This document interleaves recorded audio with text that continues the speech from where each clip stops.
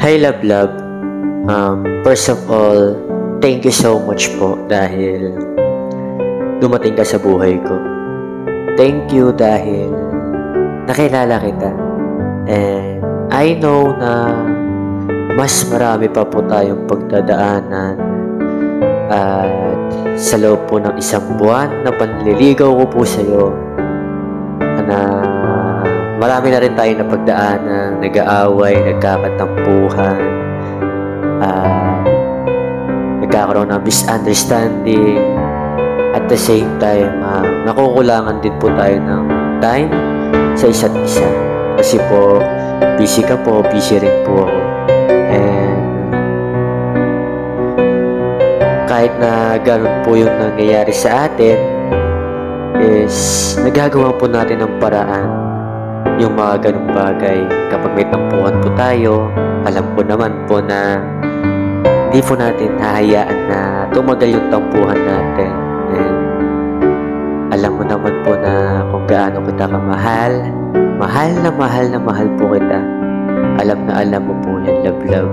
And ito po ang lagi mong tatandaan, na kasama ka po palagi sa pagdarasal ko po.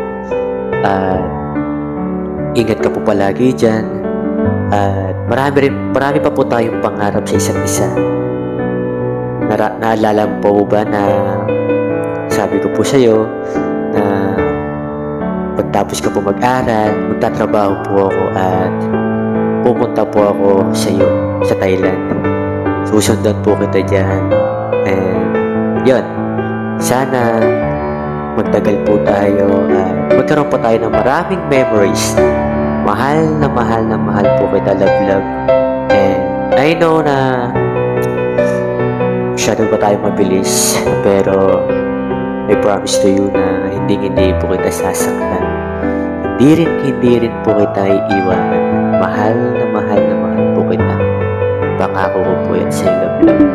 And always remember na nandito lang ako palagi sa tabi mo. Handa po kitang suportahan sa lahat ng gusto mo.